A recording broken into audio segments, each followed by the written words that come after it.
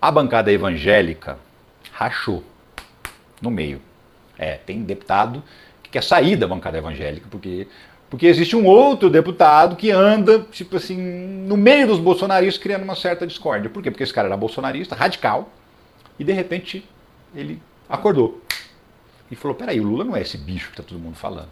Foi entender melhor e agora ele está apoiando o governo. E aí a bancada bolsonarista evangélica ficou possessa. E aí vai ter eleição da bancada evangélica agora. E aí nessa eleição, é a primeira vez, inclusive, que tem eleição, porque geralmente a votação é assim, ó, não tem votação, o presidente da bancada vai ser o fulano, todo mundo concorda, pronto, nunca tem eleição. Dessa vez tá tão rachada que vai ter uma eleição. Deputado faz bolsonaristas ameaçarem deixar bancada evangélica. Entenda, então, de quem é esse cara? Quem que eu estou falando? Estou falando do Ottoni de Paula, esse sujeito aqui que aparece na fotografia apertando a mão do Lula. Ottoni de Paula é do Rio de Janeiro, ele é do MDB, bolsonarista, sempre foi, inclusive no mandato do Bolsonaro, no mandato passado, quando o Lula ainda não era presidente, esse cara ia para a tribuna, fazia pronunciamento ameaçando o Lula, até de morte. Tá? Era um negócio pesado.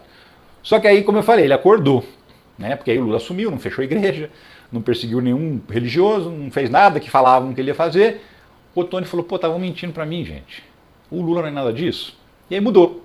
O Lula teve uma lei, ele sancionou a lei o dia da música gospel. Ottoni de Paula, ex-tropa de choque de Bolsonaro, rasga elogios a Lula em evento evangélico. Então, assim, quando ele assinou a lei, o dia da música gospel, teve lá uma reunião com vários evangélicos, fizeram uma oração para o Lula. Esse aqui no cantinho direito, que eu estou passando o mouse em cima da cara dele, esse aqui é o Ottoni de Paula, o deputado. Né? E aqui está o Lula fazendo a oração. E aí o Ottoni de Paula falou assim, poxa, o Lula sancionou a lei da liberdade religiosa, o Lula criou as leis que permitem aquelas marchas para Jesus, o Lula criou a lei do dia da música gospel, o Lula nunca fechou uma igreja, o Lula nunca pressionou um pastor. Tudo mentira, a gente estava tudo enganado por aquele bando de trouxa lá, os bolsonaristas. E aí os bolsonaristas da mesma bancada dele, não tem conversa com o Lula, não tem papo e tal. E aí, enfim, rachou. Vai ter eleição, tem uns 30 ou 40, a bancada tem mais de 200 deputados. É gigante. Tem 30 ou 40 deputados que estão falando, se esse cara ganhar a eleição, saia da bancada. Ou seja, eles estão querendo disputar a eleição, já dizendo que não vão aceitar o resultado. Se o cara ganhar, eles pulam fora. Né? Não vão dar golpe, mas vão pular fora. E aí, o Ottoni de Paula tem sim chance de ganhar a eleição, porque ele já foi, inclusive, líder da bancada evangélica, ele é muito influente dentro da bancada evangélica, só que agora está essa treta, essa briga entre bolsonaristas e não bolsonaristas. Né? E aí, o que tem? O próprio Ottoni de Paula, ele já disse o quê? Nós criamos um bezerro de ouro. Ele deu uma entrevista, ele deu várias, mas uma das entrevistas ele fala, olha, virou uma adoração ao Bolsonaro que parece que o povo não adora nem Jesus do jeito que eles adoram o Bolsonaro na igreja. Isso não existe, o cara é um político. A gente não pode ser fã de político. Político a gente cobra, a gente pega no pé. Por quê? Porque ele está lá para fazer as coisas por nós. Mas não, virou uma doideira, né? E ele fala aqui nessa entrevista, é um vídeo curtíssimo, eu vou colocar para você ouvir rapidinho o que ele fala aqui, ó. Quando é que o senador Flávio Bolsonaro esteve aqui chamando os pastores para desenhar uma proposta política para o Rio de Janeiro? Nunca. Você sabe por quê? Porque eles acham que a igreja já é deles. Que a igreja vai ao passo deles. Pior que estava mesmo indo. Nós criamos, e não é culpa do presidente Bolsonaro, nós criamos uma espécie de bezerro de ouro. E esse bezerro de ouro que nós criamos foi uma espécie de adoração que nós começamos a fazer ao ser político. Que, aliás, Tchau, você sabe de que na igreja evangélica a gente tem um problema muito grande com a questão da idolatria, né? Por quê? Porque a gente tem receio desse negócio de dividir a glória de Deus, certo? Bolsonaro era chamado de mito dentro da igreja, rapaz. Dentro do templo. E a gente ficava cego sobre isso. Quando é que o senador... Tá aí. Aí essa fala aí, assim, repercutiu pra caramba justamente por quê? Porque ele enxergou, né, o que estava rolando. E assim, ele sabe que os pastores não estão enganados coisa nenhuma. Ele conhece a turma toda, ele sabe que os pastores fazem isso por grana, por dinheiro, né? É lucrativo apoiar o Bolsonaro, porque o Bolsonaro entregou tudo na mão dos pastores. Então, ele mudou. E isso gerou esse racha na bancada evangélica. Vamos ver o que vai dar. Agora, eu estou só esperando essa eleição, porque se ele ganhar, vai ter uma debandada, segundo eles estão prometendo. O atual líder da bancada, que é bolsonarista, que é o Sóstenes Cavalcante, que é inclusive aquele cara que queria proibir o aborto, obrigar as mulheres estupradas a ter filhos, sabe? Aquele cara. Até isso, até esse cara, apesar do tanto que ele é bolsonarista, ele falou, meu, não existe esse negócio de sair da bancada. Você vai disputar uma eleição já dizendo que se você perder, você está fora? Não existe. Né? É covardia. E é mesmo. A real é essa, é covardia mesmo. Agora vamos falar sobre o último assunto do dia, que é muito bom também. Boulos apresenta projeto de lei velho da van na Câmara, entenda. O projeto de lei recebeu esse apelido, projeto de lei velho da van. Tá lá o velho da van, o Luciano Hang e o próprio Boulos aqui na fotografia. Qual que é a ideia?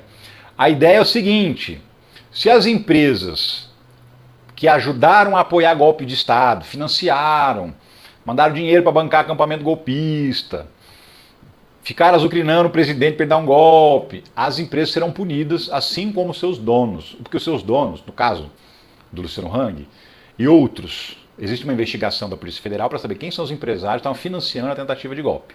O cara que bancou a barraca do acampamento na porta do quartel, o banheiro químico, a água, a comida, até o transporte, o ônibus para levar pessoas para lá.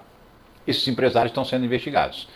E tem outros empresários também que eram mais próximos do Bolsonaro, tinham muita influência sobre o Bolsonaro e estão sendo investigados porque estavam tentando convencer o Bolsonaro a dar o golpe.